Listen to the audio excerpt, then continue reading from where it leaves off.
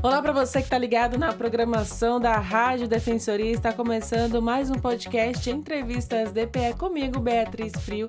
E hoje o nosso assunto é para falar sobre cobertura jornalística esportiva com o jornalista esportivo Ivo Lacerda Júnior, que está aqui conosco já no estúdio. Seja muito bem-vindo e obrigada por ter aceitado o convite. Muito obrigado pela oportunidade, Beatriz Prio. Agradeço o convite. Estamos aí para falar um pouquinho de cobertura esportiva. Tem um tempinho já de jornada nessa área, então espero contribuir aí com os ouvintes.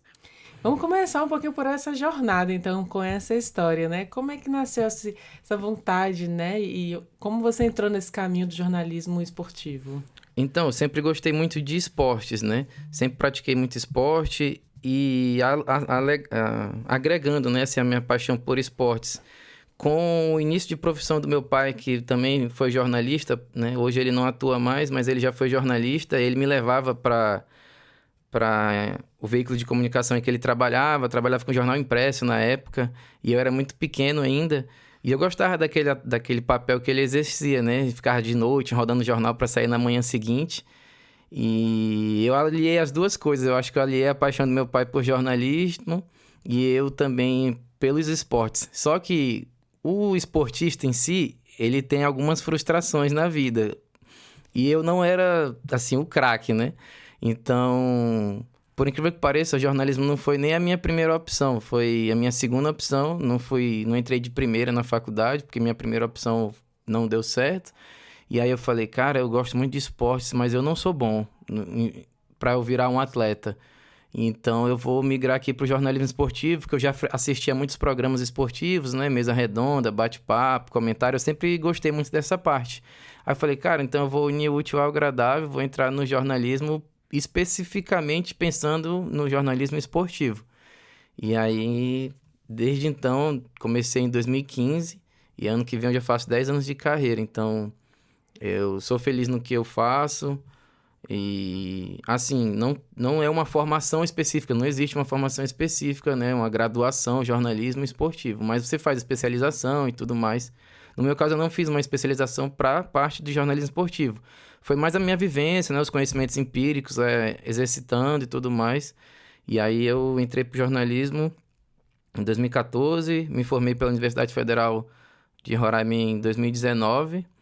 Mas no meu no meu primeiro ano, na verdade, de jornalismo, segundo semestre, eu já entrei no estágio de jornalismo e estou até hoje. Na verdade, então, desde que você decidiu cursar jornalismo, você já sabia que seguiria pela área esportiva? Exato, já sabia o que eu queria, porque o jornalismo tem muitas vertentes, né?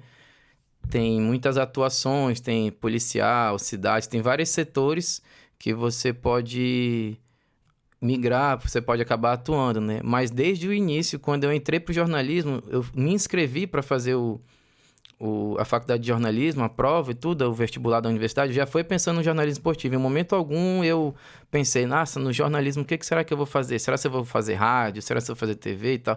Não me importava qual era o veículo, né? O meio que ia propagar a notícia, mas se fosse esportes, para mim estava de bom tamanho. Só por curiosidade, que esporte você praticava?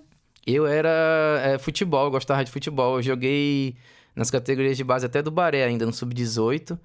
E aí eu gostava de ser goleiro, né? Só que aí pro tamanho não ajudava, né? Eu tenho 1,65, então acabei acabando levando o futebol mais como um hobby, né? Não como uma profissão, um atleta que eu queria ser quando eu era criança. Entendeu? Em um certo momento, não vou ser escalado para jogar na seleção brasileira, Não, então vou escrever sobre... porque tem isso também, né? Você já pensa coisas grandes, né? Sendo atleta. Você não pensa em ser um atleta pequeno a nível local, estadual. Você já pensa a nível grande, né? Falei, não vou perder meu tempo aqui nessa área. Eu não vou evoluir, não vou progredir. Então, Vou escrever sobre. vou falar sobre que eu já acompanhava, já gostava de fazer. E aí, para mim, é uma realização todos os dias. E nessa jornada, né, nessa trajetória que você já tem aí de quase 10 anos atuando no jornalismo esportivo, só para destacar também, o Ivo atua no Globo Esporte, né, da rede amazônica aqui do estado de Roraima, com certeza aí com conexões também com o Globo Esporte Nacional o tempo inteiro, emplacando matérias a nível nacional. Então, realmente, assim, já dá para contar uma história grande, né? E dessa sua experiência, quais foram as que mais te marcaram, né? Que você teve a oportunidade, assim, nossa, eu estou cobrindo esse evento, eu estou participando, estou noticiando essa cobertura aqui desse campeonato, enfim. Se você me permite citar duas coberturas muito importantes. Até 3, 4, quantas você quiser. Então vamos lá. Eu vou citar pela ordem cronológica, não por ordem de importância, que se você parar para pensar, se eu for pensar numa possibilidade de avaliar e colocar numa escadinha qual é a maior importância, eu não vou saber te dizer. Vamos por ordem cronológica. Em 2016, eu ainda como estagiário, eu cobri a passagem da tocha olímpica das Olimpíadas do Rio 2016.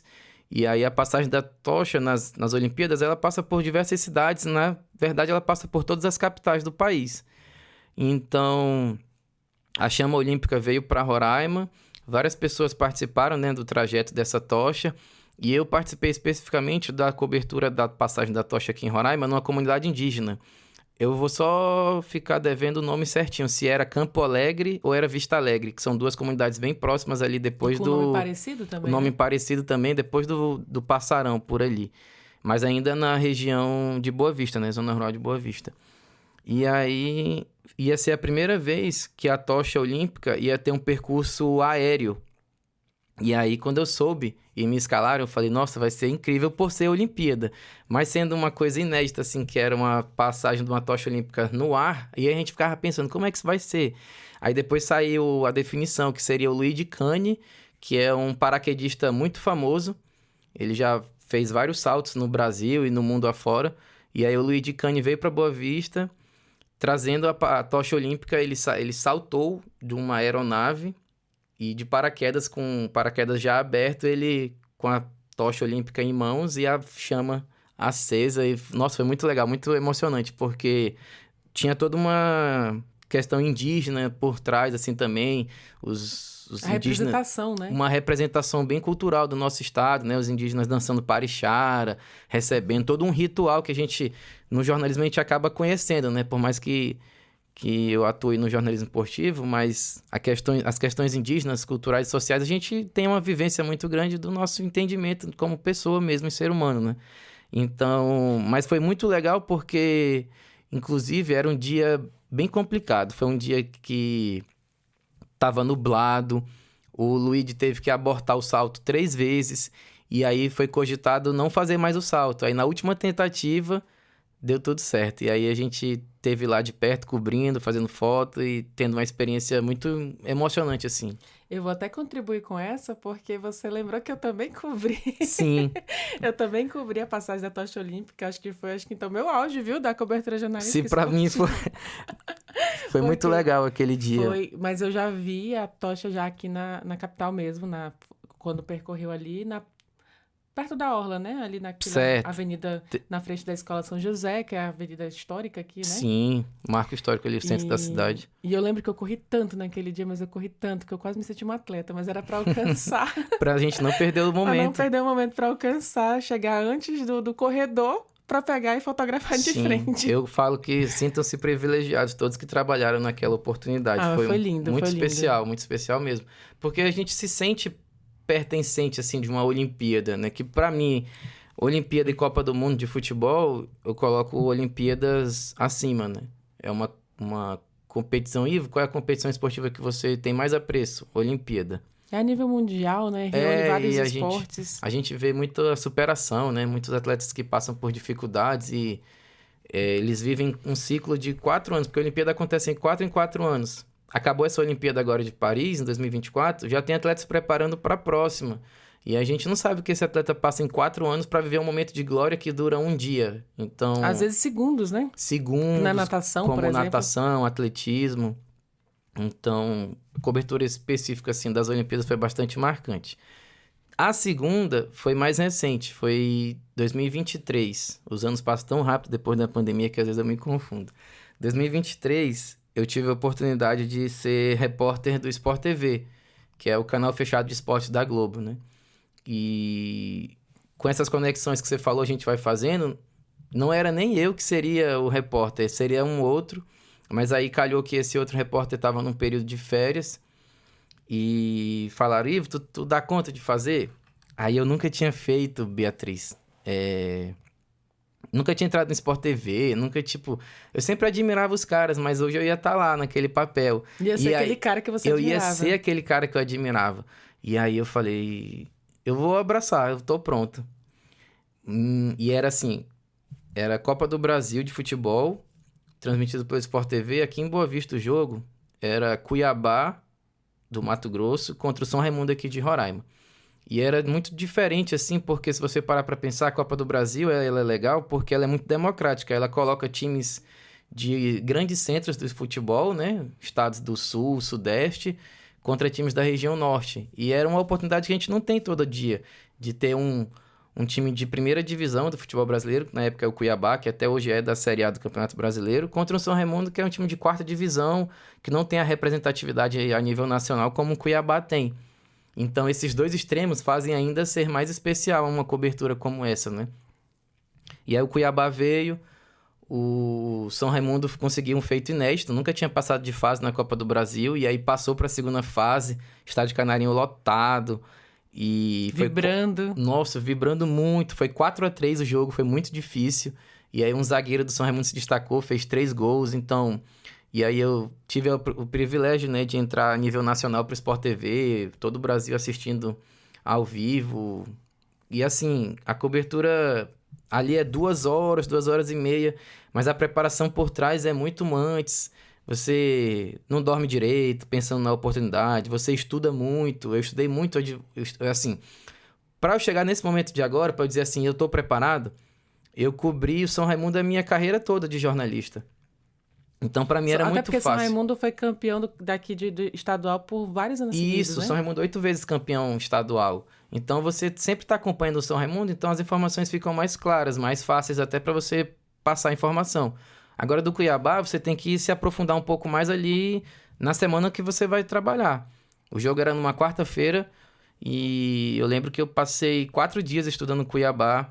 E a gente recebendo material do pessoal da Globo. Vocês têm esse material aqui de apoio para vocês. Material de 12 páginas, que contava a trajetória de todos os jogadores do Cuiabá, um pouquinho do São Raimundo. Então, tipo assim, como a gente vem falando, o atleta vive momentos assim de segundos, né? Para viver uma glória, uma eternidade. E a gente, como jornalista, a gente não cai de paraquedas num momento desse, né? A gente se prepara também, estuda. Não é fácil, mas... Eu acho que a experiência que eu carreguei até hoje me facilitou, né? Mas assim, você não cobre só o futebol, que na verdade o futebol está ali no auge dos esportes a nível Brasil, né? Porque é o que movimenta tanto a economia, né, digamos assim, quanto também a questão cultural. Mas como é que é cobrir mesmo, né? Fazer o jornalismo esportivo em todas as vertentes, né? Em todas as modalidades, digamos assim. Então, realmente, o carro-chefe nosso é o futebol, pelo que você já falou, né? O que todo mundo gosta, é a paixão nacional. E especificamente eu trabalhei nessa minha cobertura, essa última que eu falei agora, para a TV. Mas minha especialidade é jornalismo esportivo web, né? Sou web repórter. E assim, é como eu te falei. Só voltando um pouquinho, então, agora, já que você falou que foi TV, e a sua especialidade é escrever texto para web, né? Como é que também foi essa experiência de TV, né? Porque foi outra coisa, né? Não é essa pegada do dia a dia. Não é a minha pegada do dia a dia. Fiz TV pontualmente, assim, algumas oportunidades de aparição, fazendo algum comentário, alguma entrevista ou outra. E aí, nunca tinha transmitido um jogo ao vivo, assim, dessa forma para TV. Então, assim... Como eu falei que eu tava preparado, eu posso ter mentido um pouco? Posso. Porque eu nunca tinha feito. Né? Você vai encarar um desafio desse que você nunca passou perto? Eu falei, vou. É a oportunidade que tem, eu tive que abraçar. Mas assim, como eu vivencio uma rotina de jornalismo televisivo, então isso foi um facilitador. Quando eu admirava esses caras que faziam a função que eu fiz, ajudava também... Eu via esse pessoal que é repórter de TV, eles também fazem uma preparação durante a semana. Você não tem o costume de acompanhar todo dia aquele clube, mas você vai cobrir ele, você vai estudar. Mas assim, foi uma experiência muito doida justamente por isso, que eu nunca tinha feito. E conversava com alguns repórteres de TV, eu falei, cara, como é que é essa questão? Se posicionar, né? Postura, questão de voz, projetar a voz. A gente acha que é só chegar na frente do microfone e falar, né? Mas não, mas você tem todo um tempo. E aí tinha... E Beatriz, foi um negócio tão louco que eu tinha 2 pessoas falando no meu ouvido ao mesmo tempo. E tinha que pensar e pronunciar o seu raciocínio ao mesmo tempo. E eu não podia perder a linha de raciocínio. Assim, na hora que eu falava, ninguém falava. Mas na hora que eu tava me preparando para falar, aí eu tinha 2 pontos. Eu tinha no ouvido uma pessoa falando e na outra era o narrador. Eu, tinha um coordenador do Vivo, que era a pessoa que ficava no caminhãozinho lá no estádio, me passando as instruções, as orientações. Olha, Ivo, você vai entrar ao vivo Falta daqui um minuto, né? Isso, passava um tempo em regressiva, você vai falar isso, isso e isso. E aí eu ficava assim, cara, tem muitas coisas acontecendo ao mesmo tempo e você não tinha margem para erro, porque é ao vivo, né? Assim, ao vivo eu já tinha feito, falando de ingressos, oportunidade de final de semana que ia ter no esporte, mas cobrir um jogo mesmo foi a primeira vez e já foi logo grande, assim, já foi logo uma cobertura a nível nacional, né? Mas, sim, experiência muito massa. Se tivesse oportunidade, eu faria de novo. Fica aí já a quem tá ouvindo, né? Vai deixa, que cola, né? Mas então ali ao mesmo tempo acontecendo tudo no seu ouvido e você não se perdeu, conseguiu ali desenvolver. Teve uma hora que eu me perdi, eu não vou mentir. Teve uma hora que, assim, o microfone, ele ficava desligado o tempo todo. E aí eu ficava pensando, se eu não estiver no ar, se eu não estiver ao vivo, como eu faço para ligar o microfone e o que eu falar não ir pro ar? Só ficar internamente assim. Só que a gente não tinha combinado isso antes. Então teve uma hora que depois que eu entrei ao vivo, eu liguei o microfone, porque a transmissão é assim, não é só o jogo em si. A transmissão começa com 30 minutos antes, os narradores, os comentaristas analisando a partida, né? Tem um comentário ou outro, chama um repórter para fazer as informações, né, que tá do campo. Do exatamente. Vamos lá para Boa Vista falar com o repórter Ivonilson Lacerda. As informações, Ivo, não sei o quê. Depois que eu saí com as informações preliminares, o início, aí fechei o microfone, aí o coordenador do ao vivo, que era um rapaz do Rio de Janeiro que estava aqui com a gente acompanhando, ele falou, Ivo, deu tudo certo. Aí eu liguei o microfone para responder ele, porque eu não sabia se o microfone que eu estava desligado, eu falasse assim, normal, ia ele ouvir. Aí eu cometi a gafe de ligar o microfone e responder ele, valeu, obrigado, não sei o que. Isso, né? Saiu ao vivo. Ele gritava no meu ouvido, não abre o microfone, a gente não está ao vivo. Aí eu desliguei e quase que eu respondo ele de novo com o microfone ao vivo. No automático, ao vivo, né? No automático, tipo, só que eu desliguei e eu falei assim, como é que eu vou responder ele? Ele não vai me ouvir. Aí depois ele saiu da cabine lá do caminhão de transmissão, que tem toda a aparelhagem de questão de satélite, de... Essa parte estrutural e logística que eu não vou saber explicar bem, mas é toda uma equipe por trás, né, que faz essa questão de infraestrutura para colocar uma cobertura no ar. Saiu do caminhão e foi lá, me deu uma mini bronca, mas ao mesmo tempo que ele viu que eu tava nervoso, ele tentou me passar confiança para eu seguir. Isso era a minha primeira entrada ao vivo. Eu ainda ia fazer o jogo inteiro pela frente, ainda ter 1h30 de jogo. E aí, se ele me espancasse assim de um jeito que eu ia travar, entendeu? Mas ao mesmo tempo que ele me deu a porradinha, ele segurou na minha mão e falou que ia dar tudo certo. E aí no final deu tudo certo. Acontece e acontece com mais frequência que a gente gostaria, né? Eu acho que esse episódio eu nunca tinha contado assim... Contou Tem agora, uns colegas que nem sabem disso. Quem assistiu, assistiu. Quem não assistiu, tá ouvindo agora. Mas que bom que você compartilhou conosco, porque assim, para contar que em todas as profissões, em todas as carreiras, né, existem os primeiros aprendizados, existem os erros e os acertos, e como você falou, teve que aproveitar a oportunidade, e claro que não ia perder, né? E mesmo errando essa pequena gafe, conseguiu superar e ali deixar sua marca, né? Deixar sua competência aí registrada também. Mas continuando, né? Teve outra experiência também, até em outra modalidade. Aqui em Roraima a gente tem, inclusive, alguns atletas que se destacam também em outras categorias, né? Sim, sim. A gente tem muitas modalidades individuais. Eu gosto muito das modalidades individuais. O coletivo é legal porque são as que a gente mais acompanha a nível nacional, né? Vôlei, futebol, esses esportes assim mais midiáticos, podemos dizer, né? Mas eu tenho apreço também pelas coberturas individuais. Deixa eu ver. Atletismo eu gosto muito. Atletismo é uma das modalidades que eu mais acompanho quando tem Jogos Olímpicos, por exemplo, né? Eu paro assim na frente da televisão e começo a assistir. Por prazer mesmo, Por né? prazer mesmo. Não, o Brasil já foi mais forte nessa questão do atletismo. Hoje em dia não é mais tanto.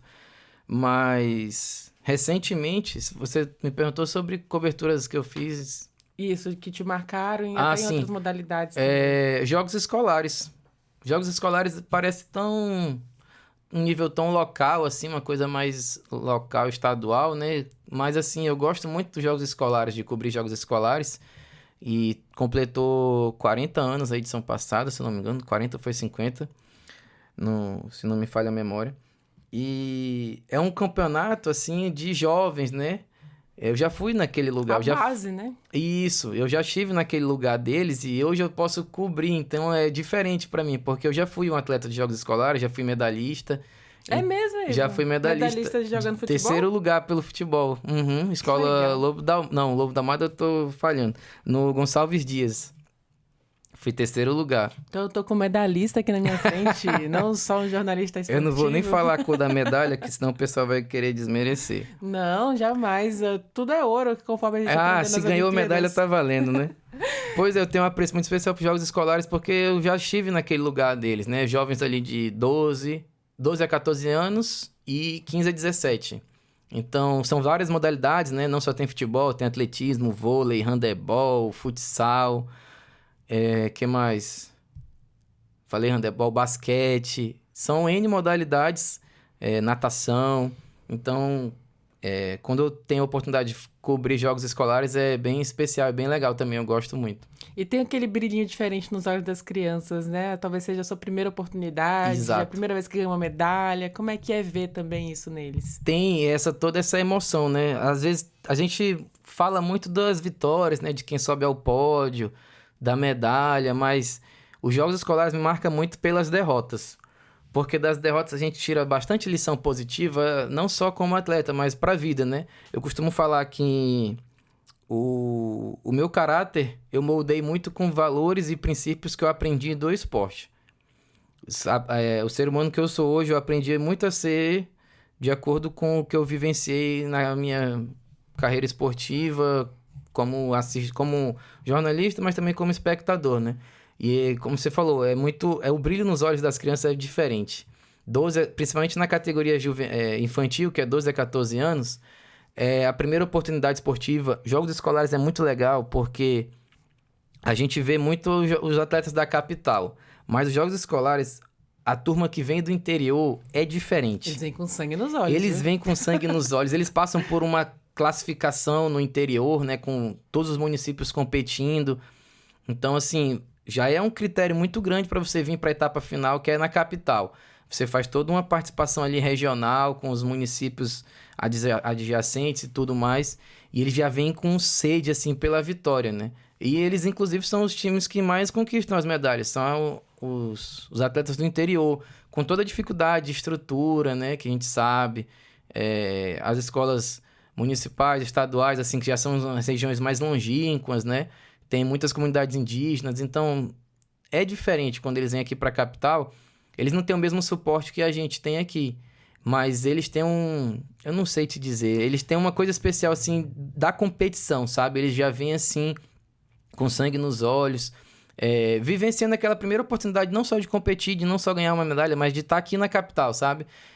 São as primeiras crianças assim que vão vir para Boa Vista, que vão conhecer um shopping center, que vão ali no estádio, que vão ver um ginásio grande com muita gente, que eles nunca tiveram isso no interior, sabe? Então, por isso, são muitos aspectos assim que eu tenho muito apreço por jogos escolares justamente por isso, sabe? Eu vejo o brilho diferente nos olhos, principalmente de quem vem do interior.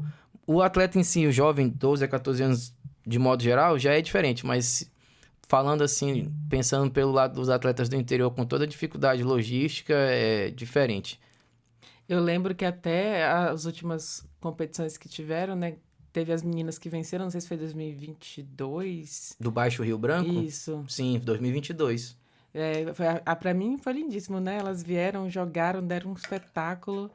E para quem nunca foi no Baixo Rio Branco, né? E a gente está falando de estrutura também aqui, Ivo, porque diferente do aluno estudante aqui na capital que tem uma quadra, que talvez venha até que possa ir para a Vila Olímpica treinar um dia, ou possa vir aqui para o Parque Nauá, tem uma pista agora ali, né? Participar de algum treinamento específico. Lá é no chão batido, é na terra, o campinho de futebol é ali no lavrado, né? Descalço. Descalço, não tem a chuteira específica, não tem nenhum tipo de preparo mesmo, né? Estrutura para competir. E é na garra mesmo, assim. A gente fala... Boa Vista é muito privilegiada dos espaços públicos, né? Para prática do esporte.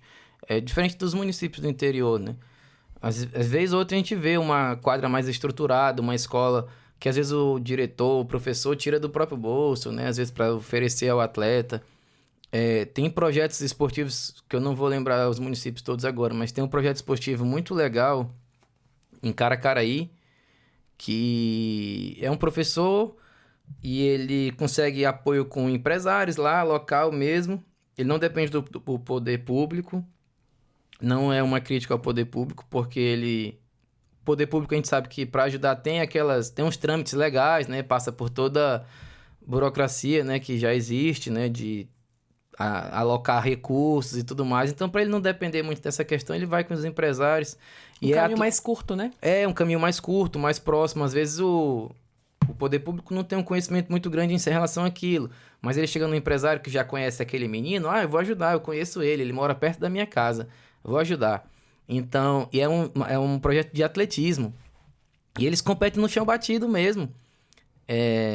Ele improvisa as estruturas, né? Porque atletismo não é só corrida. Atletismo tem salto, tem arremesso de peso, tem outras modalidades dentro do atletismo que é muito grande, assim, o atletismo. E aí ele é no chão batido, coloca uma vara de bambu pro cara pular por cima, e por aí vai. E eles foram os maiores medalhistas aqui desses Jogos Escolares desse ano no atletismo. No chão batido, no sol quente, e por aí vai. São histórias assim que eu gosto muito de contar. Quando eu tenho a oportunidade de falar de superação, desde a pessoa que é obesa, que perdeu peso e tem uma vida mais saudável, que não é muito a questão do esporte em si, né? Mas através de uma iniciação esportiva básica ali, um cuidado com a sua saúde, eu já considero ali um esporte, cara. A pessoa já venceu. A pessoa não tinha perspectiva mais nem de vida, às vezes. Eu contei uma história de uma pessoa que era obesa, a pessoa entrou numa academia aberta dessas, espaço público, e hoje ela tem uma qualidade de vida mais saudável. Isso aí, pra mim, já é vitória. Porque é um desafio muito grande, Desafio. né? Sair do sedentarismo, da obesidade. A gente sabe também que a obesidade, ela não é aliás, não é uma opção, né? Não é um critério que você pode decidir hoje não comer mais nada que vai emagrecer. Pelo contrário, a doença em si, a obesidade, às vezes você pode ficar sem comer nada, né? Exato. Mas mesmo assim, o peso não reduz. E por isso que é legal, né? Esse desafio, essa coragem que a gente vê, né? Em todas as pessoas que praticam alguma atividade física. E, Ivo, falando nos desafios, né? Queria que você contasse também um pouquinho da sua experiência, talvez contando, né? Escrevendo sobre Jogos Paralímpicos.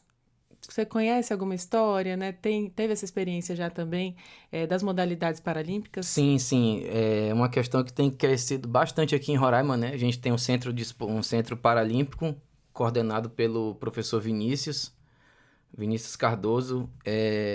Uma pessoa referência não do esporte paralímpico em Roraima. Ele é uma referência do esporte paralímpico a nível nacional. Ele é fantástico, né? É um cara incrível, assim. Ele abraça a causa mesmo, porque esporte, Beatriz, a gente fala assim que você tem que gostar muito. Você tem que gostar muito do que faz. Jornalista não ganha muito dinheiro, não sei o quê. Mas eu falo que, pra mim, é uma realização todos os dias que eu saio de casa e que eu volto depois à noite, coloco a minha cabeça no travesseiro, eu falo, exerci um bom trabalho. Pra mim, isso aí não... É realizador mesmo, assim. E no caso do esporte paralímpico, tem todas as dificuldades, né? Eu acho que é a superação por cima da superação. É o auge. Você tem uma deficiência física, uma limitação, E o esporte paralímpico, ele te abre um leque de oportunidades para você... Porque o esporte paralímpico, ele não é só questão de resultado, né? O esporte paralímpico, ele é questão de autoestima. O esporte paralímpico, ele te ajuda nas suas dificuldades da vida. Eu tenho uma dificuldade para subir a escada, porque eu tenho determinada limitação na perna. Com o esporte paralímpico, você vai aperfeiçoar aquilo que coisas do seu dia a dia, do seu cotidiano, você vai executar melhor. Te dá autonomia. Te dá autonomia, melhora as suas questões cognitivas e motoras. Mentalmente falando também, eu conheço atletas do esporte paralímpico que melhoraram muito o rendimento em escola. Então, assim, o esporte paralímpico abrange mais do que a medalha, mais do que o resultado em si. É a melhoria de vida, qualidade de vida. Eu conheço diversas histórias, muito pelo que o professor Vinícius me apresentou do esporte paralímpico, eu conheço desde 2018, que foi a primeira vez que eu conheci o professor Vinícius. E ele sempre fala, Ivo, eu tenho um atleta tal... E ele fala com uma empolgação. Ele fala com uma paixão, é muito legal mesmo. Que se ele não vender pra você aquela pauta, aquele atleta... Ele fala, tem um atleta assim, ele é diferente. E aí eu já acompanhei o treino desses atletas, é muito legal mesmo. Essa semana mesmo eu publiquei uma matéria sobre um nadador, que é o Cauã. O Cauã eu acompanho desde 2019, ali um pouquinho antes da pandemia. E é um nadador fantástico. Ele tem má formação congênita nos membros inferiores, né? Nas duas pernas. E ele compete assim...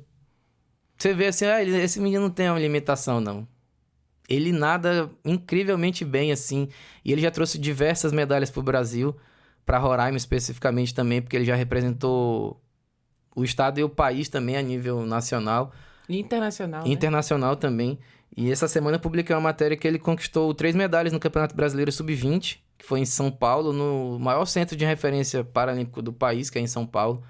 E é um garoto, assim, que é bem promissor, já faz faculdade, se não me engano, ele faz fisioterapia. E ele já falou, e ajuda muito ele na vida, né? Não só dentro do esporte, mas fazer as atividades físicas que ele exerce hoje, treino, tudo isso ajuda nele nos diversos aspectos da vida, né?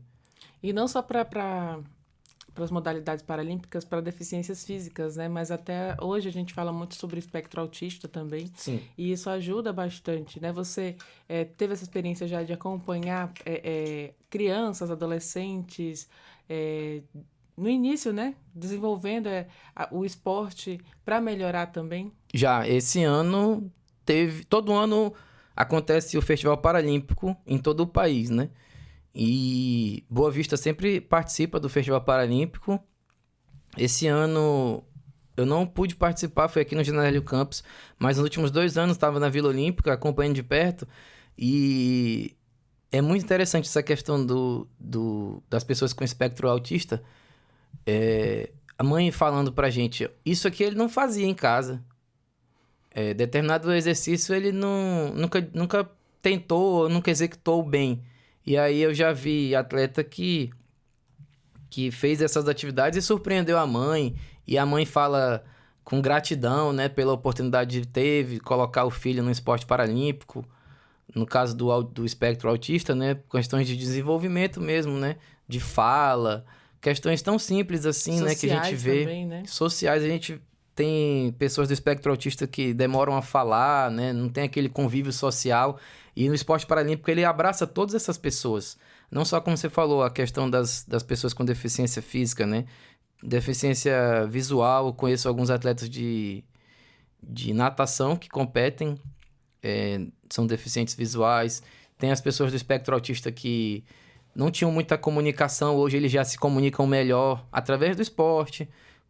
Tem um melhor rendimento dentro de casa também. Mãe que fala pra gente assim, meu filho melhorou... questão de fala, ele melhorou comigo, ele é mais amoroso. Tem pessoas de espectro autista que são mais introvertidas. Através do esporte paralímpico, as pessoas com espectro autista já se desenvolveram mais, já são mais extrovertidas. Então, os ganhos, como eu falo, são além dos resultados esportivos, são as questões sociais mesmo de vida. Pessoais de cada um também. Ivo, e você contou do Caio, né? Que foi um atleta que você vem acompanhando já há algum tempo na natação, mas de forma geral mesmo, assim, Como é que é para você acompanhar os atletas aqui de Roraima? Às vezes você, como você falou, já está fazendo quase 10 anos, né? Acompanhou ali o início dessa jornada desse atleta e hoje você já noticia ele ganhando medalhas, competindo em torneios nacionais, internacionais. Como é que é acompanhar essa trajetória por meio da sua trajetória também? As minhas histórias se confundem com as histórias dos próprios atletas, né? Eu achei isso muito legal. Para mim é realização. Para mim, quando ele ganha a medalha, eu ganho a medalha junto com ele. É muito legal isso. É satisfatório para mim ter essa oportunidade. E essa semana mesmo o Cauã da natação, ele me falou, você é que faz... Eu me apresentei, né, no WhatsApp, eu nunca tinha conversado com ele pelo WhatsApp, só pessoalmente. E aí tem algumas pessoas que não lembram, assim, não associam muito a pessoa à imagem ou até mesmo à voz. Ao nome também, Ao né? nome também. Quando eu me apresentei para ele no WhatsApp, foi engraçado. Aí ele falou, você é que faz matérias, né, e tal, não sei o quê. Aí ele lembrou, né, de quando eu conheci ele pessoalmente e tudo mais.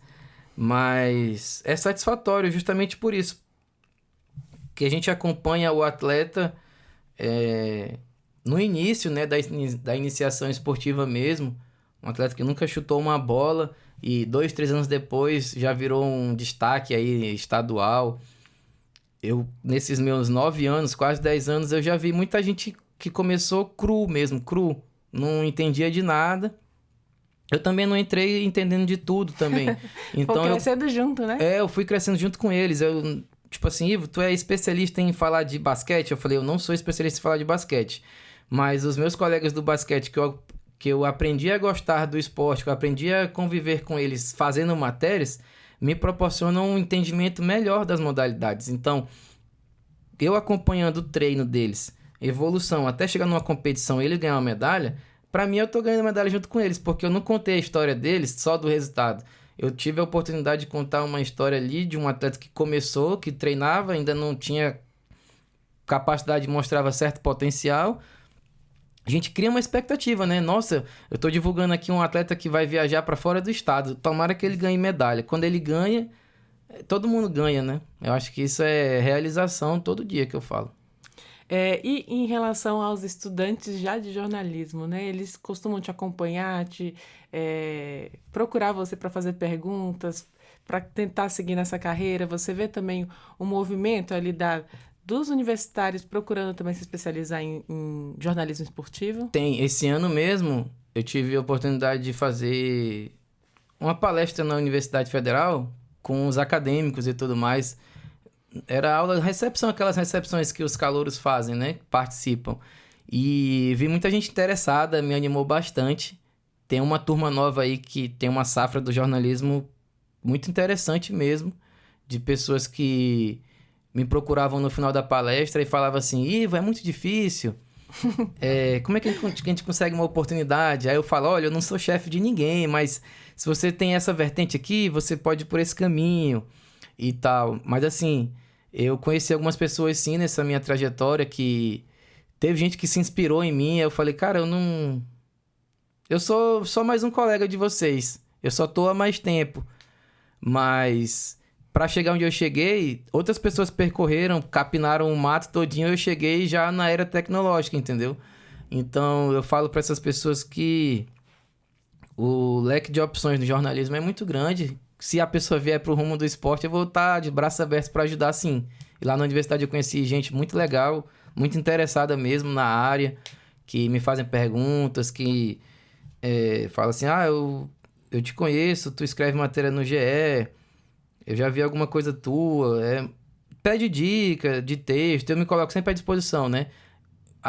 Tem gente que é mais acanhada, né? Que me viu ali na palestra e chegou no final, olha, teu trabalho é legal e tal. Eu falei, pô, pega meu número, vamos conversar e tal. E aí eu até levei um livro de jornalismo esportivo uma vez pra eles, aí eu sorteei lá na sala e foi uma maior animação. Infelizmente esse rapaz que ganhou o livro, eu não vejo ele ainda trabalhando na área. Mas assim, eu tô 9 anos, eu tive a oportunidade de entrar no meu segundo semestre. Mas uma pessoa saiu, a pessoa me conheceu, que me indicou pra trabalhar. Me conhecia de antes do jornalismo, sabe? Acho que isso também foi assim, conexões, né? A gente fala assim, é muito difícil entrar. Você se coloca à disposição. Eu gosto de rádio. Mas se eu não tiver oportunidade na rádio, eu vou pra internet, eu vou pra TV. Eu falo para eles, alguns jovens, né, lá da universidade, já falei para ele, mano, começa escrevendo no jornal da escola, numa página de Facebook, de rede social que seja. Isso aí já é portfólio. Eu vou saber, se eu tiver a oportunidade de recrutar alguém, por exemplo. Eu não tenho essa bagagem, assim, eu não tenho essa cancha, essa autonomia para falar assim, eu quero estar... Ainda, né? Ainda, né? Não sei, tem 10 anos aí que a gente tá na área, mas eu falo assim, eu quero trabalhar com essa pessoa aqui. Ou então, Ivo, tu tem alguém para indicar? Eu falo, olha, aquele cara, eu acompanho as redes sociais dele, ele escreve bem, escreve um texto legal. Por mais que seja na rede social, caracteres limitados, né? Não escreve um texto muito grande. Mas essa pessoa aqui, a gente pode trabalhar em cima disso, né? Acho que a academia é muito importante nessa área. As disciplinas de texto, como eu falei, o jornalismo não é só o esporte, não é só política, não é só a web, tem a rádio, tem a TV, impresso e tudo mais. E é na academia mesmo que a pessoa vai pegar gosto por alguma área dessas. E se você não tiver a oportunidade de trabalhar especificamente nessa área, não se sinta frustrado. Outras áreas vão se abrir, outras portas vão se abrir, e você pode se aprofundar de alguma forma nessas outras áreas que você não tem como é que fala? Você não tem o feeling, assim, né? Você tem mais um apreço por uma, mas na outra eu posso me capacitar em cima disso aqui, posso me dar bem. Conheço gente que queria trabalhar no esporte, mas ela tomou uma área política, assim, e é uma pessoa excelente na área que ela atua hoje. Mas ela ainda tem aquela veia ali esportiva, sabe? E isso é uma questão de ver a jornalística em si, não deixar a chama apagar, né? Então eu falo para muitos jovens lá da universidade que tem um leque de oportunidades aí afora, estágios, capacitações, bolsas, diversas áreas e segmentos do jornalismo, que você pode começar criando um portfólio seu. Eu vou fazer uma foto ali do celular, publicar na minha rede social mesmo. Aí a gente vai olhar as pessoas que... É conexão. Você também, quem não é visto não é lembrado, né? Então, assim, o meu texto do Facebook aqui não é nada comparado com o texto do Globo Esporte. Não, mas você começou de alguma forma produzindo texto dentro da universidade, você jogou num blog pessoal, jogou na sua rede social. Tudo isso eu avalio. Eu já tive a oportunidade de fazer uma seleção de estágio, e aí a pessoa falou assim, eu tô no meu primeiro semestre. Eu falei, não, beleza. E aí eu tava avaliando 2 pessoas, um do primeiro e outro do 7º. E aí os 2 textos bem parecidos. Então, assim, não é questão de idade, não é questão de nada, assim, de cor, de nada. É questão de prática mesmo. E eu acho que a academia é muito importante nisso, dar oportunidade para os acadêmicos explorarem mais essa questão prática, né? A gente teve na academia, a gente sabe que a vivência prática é mais pro fim, né, do curso, mas se puder criar projetos de extensão, alguma coisa que faça com que o aluno pegue gosto por alguma área logo no começo, na questão prática, isso vai ajudar muito. Vai te desenvolver de uma forma assim que um garoto de 17, 18 anos não vai perder para ninguém que tem 30.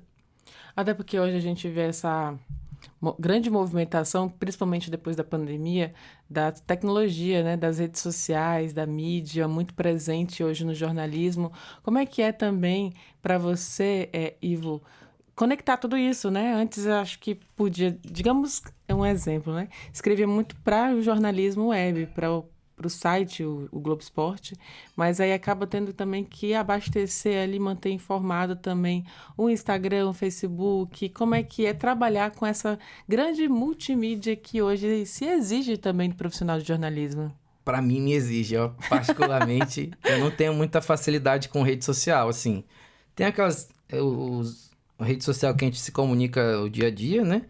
Mas publicação, assim mesmo, eu tenho muita dificuldade. Não só o pessoal, profissional mesmo falando, né? Da pandemia, como você falou, eu escrevi muito no site. Mas aí o público não estava mais tão assim no site, sabe? O público já estava buscando informações nas páginas e a gente não tinha página nas redes sociais. Vamos criar uma página, vamos criar um perfil do nosso portal, vamos, aí coloca lá o link, coloca emoji, né? Todas essas questões assim que eu tenho muita dificuldade e para mim foi desafiador demais. Da pandemia para cá, justamente isso.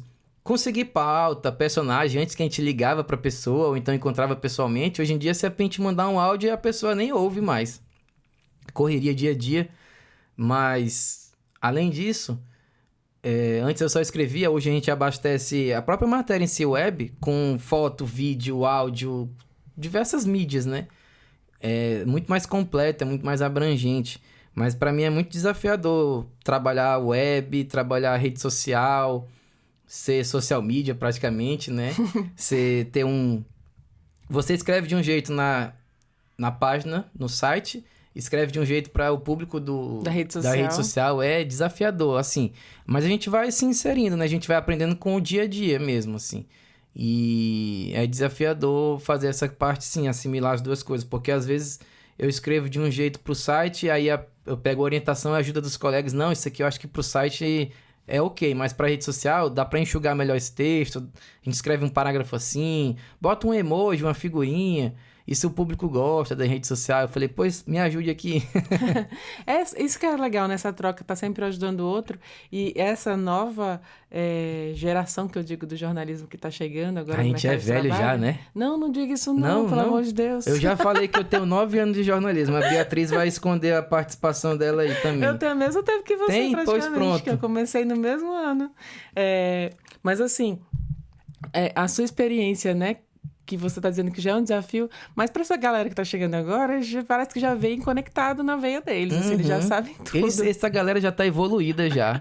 Já vê como um software a mais de fabricação. É muito louco. Eu estava trabalhando com um colega, um amigo meu, né, que era colega de trabalho, hoje é um amigo meu, e aí, tipo, o time dele é muito mais rápido, e aí eu falei, caramba, mano, será que eu não vou conseguir acompanhar?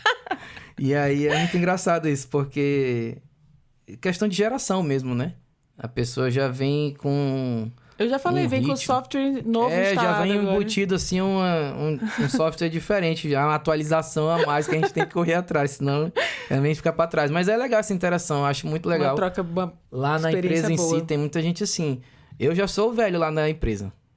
Tenho 9 anos, já sou considerado velho. A rotatividade, né? Questão da galera nova. Porque no jornalismo a gente sabe, né? Tem tantas vertentes, tantas áreas que a gente...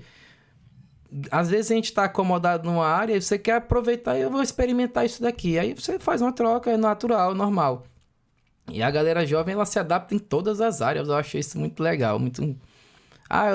eu tenho vergonha da TV, porque esse é o diferencial. Os jovens hoje, essa galera mais nova, TV, eles já são meio acanhados, assim. Mas eu não digo que seja ruim, porque talvez eles não assistissem muito TV, eles já são direto, eles já acompanham notícias já pela internet, aí todo mundo quer trabalhar na internet. TV já tem um receio, porque é uma coisa que ela não pegou essa fase, né? Então ela já vai migrar para uma área que ela vivenciou. O pessoal botar uma pessoa de 17 anos, 18 anos, que não acompanhou o jornalismo televisivo lá atrás, eu não vou culpar ela de ela não querer TV agora, mas vai experimentar, vai ver se não é uma coisa que você tem potencial, né? Essa interação dos mais experientes com os mais jovens, eu acho que todo mundo sai ganhando, sabe? Eu aprendi muito com esse meu amigo. Aprendo todo dia. A gente se recicla, se capacita e aprende coisa nova. Hoje eu tenho visto muita inteligência artificial, né, no jornalismo, e confesso que vez ou outra eu olho alguma coisa de inteligência artificial, me ajuda até a decupar áudio, né? É maravilhoso. Eu muito acho bom. Que mas esse meu amigo me ajuda roda. demais. Ó. Eu não entendo disso aqui, não. Tu tá fazendo dessa forma? Faz dessa aqui que é mais rápida, mais otimiza tempo. E hoje, no dia a dia do jornalismo, a gente precisa otimizar tempo demais, né? E a inteligência artificial vem para somar nesse sentido. Então, tem muita novidade vindo, né? Inclusive, Ivo, eu queria que você contasse, né? Quem quiser acompanhar o seu trabalho, né? Quem quiser saber, conhecer seus textos, é só ir direto no Globo Esporte. Como é que faz também? Até porque eu sei que você, às vezes, noticia a nível nacional também, né? Isso. Assim, muita gente fala, Ivo, tu vende matéria para nacional. É o termo que a gente usa, né? Tu ganha dinheiro, não ganha dinheiro vendendo matéria para nacional. A gente... Infelizmente, né? Infelizmente, a gente não ganha matéria por cada vez que a gente aparece no Globo Esporte Nacional. Mas Vender matéria é a forma que a gente fala, né? Porque a gente é de uma praça menor, a gente oferece a matéria para o Rio e São Paulo e eles colocam... Para emplacar, né? Para emplacar a nível nacional. É o vender que a gente fala, é isso, é emplacar. Mas a gente tá lá no ge.globo/RR, né? Se você colocar na busca no Google, GRR, GR Roraima, Globo Esporte Roraima, é o primeiro link que aparecer. E tô lá há 9 anos. Eu não contei, mas eu entrei como estagiário e eu fiquei 4 meses sabático depois que o meu estágio acabou. Ficou um período ali esperando, né? Um período ali, meu Deus, será que vai aparecer uma oportunidade para eu vir em definitivo? E aí, 2015 a 2017, meu estágio. Aí, em março de 2017, completei os 2 anos de estágio. Aí eu saí 4 meses, trabalhei na assessoria de comunicação da CESAL. E aí me ligaram lá da Rede Amazônica, eu tenho um contrato temporário. Aí... E eu falei, esse temporário é quanto tempo? Não tem tempo, pode ser um dia, pode ser um ano. Aí eu, caramba, mano, será? Aí eu fui, o temporário tá até hoje aí, ó. 2017 até agora. Tem 8? Mas é isso, eu tô lá no ge.globo/Roraima desde 2015. Antes o nome era Globo Esporte, agora virou só GE. Mas se botar Globo Esporte RR lá nas buscas, acha também. Na minha cabeça ainda é Globo Esporte. Não, mas é assim mesmo. Mudou há pouco tempo. Mudou 2022, 21, 22, uma coisa assim. Foi no período da pandemia. E muda a identidade visual, mas a essência é a mesma, né? E de vez em quando eu coloco algumas matérias que a gente faz, eu coloco muitas matérias que eu gosto, assim, nas redes sociais, né? Se puder falar o nome do perfil da rede social, eu falo, senão tá de boa. Pode. Eu tô lá no Instagram, no @IvonizioJR e alimento bastante lá. Tô no Twitter também, @IvonizioJR, eu uso muito. Tem muitos colegas da imprensa nacional que estão por lá, vejo os textos deles. Que é pra ter atualizando a cobertura de algum Sim, atualizo campeonato. cobertura de campeonato lá também. Eu faço muita atualização do Campeonato Roraimense de Futebol pelo Twitter também. Porque é uma forma de a gente difundir o que a gente está escrevendo no site, sabe? Coloco no Instagram, no Twitter, no WhatsApp. Por muito isso que a gente estava falando, né? Geração de hoje que acompanha muito mais as redes sociais, tem um dispositivo móvel mais fácil na mão, acessível a todo instante. Às vezes, para pegar, eu vou acessar o site aqui, eu já tô com o canal de notícias que chega para ti, notifica no teu celular quando tem uma matéria nova. E aí tenho que aprender todas as vezes. Eu esqueço às vezes de colocar a matéria na rede social. Mas lá aí tem uma ferramenta que a gente já adiciona que notifica. Eu não entendo muito não, eu tô aprendendo também. Mexer aí com tanta tecnologia. Muita tecnologia. Mas eu queria te agradecer e parabenizar, né? Acompanha também a jornada do Ivo. A gente até compartilhou, acho que algumas disciplinas na faculdade, né? Sim, foi mesmo. Então, era meu calouro, né, Ivo? Sim. Verdade. Olha isso. Olha só o Fred rindo. O Eduardo Fred aqui atrás tá rindo porque eu falei que eu sou tua veterana. Meu Deus, a gente tá escondendo idade até agora, mas agora parece que o pessoal tá se soltando mais, revelou. Beatriz Priu é do meu ciclo de... Não só do meu ciclo de colega de imprensa, mas meu ciclo de amizade, posso dizer com muita certeza. Com certeza, né, Ivo? Então, assim, tem uma história já de uma década. Olha aí, uma década de experiência. Então é isso. Queria te agradecer, parabenizar pelo seu trabalho, pela sua jornada, pela sua trajetória. Desejo muito sucesso, que você continue alcançando e galgando mais e emplacando mais matérias a nível nacional, viu? Internacional também. Nessa área, né, que você tanto ama, que é tão apaixonado e continue sendo inspiração também para essa geração com software atualizado. Foi muito legal a conversa, muito legal mesmo o trabalho que a Rádio Defensoria Pública do Estado de Roraima proporciona. Muito obrigado pela oportunidade, pelo convite.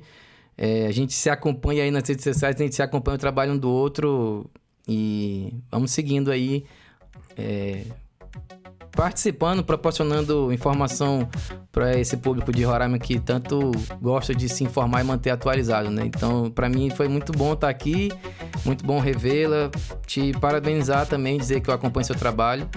E tem sido muito legal o que vocês fazem por aqui. Um abraço a todos os ouvintes aí. fico aberto a próximas oportunidades. Com certeza. Mais uma vez, obrigada, Ivo. E assim a gente vai encerrando mais um podcast Entrevistas DPE. E eu te lembro que você pode ouvir essa e outras entrevistas acessando os canais oficiais da Defensoria Pública de Roraima. Basta pesquisar, lá também digitar Defensoria RR no Deezer, no Spotify e no YouTube. Muito obrigada pela sua companhia e até o nosso próximo encontro. Tchau, tchau!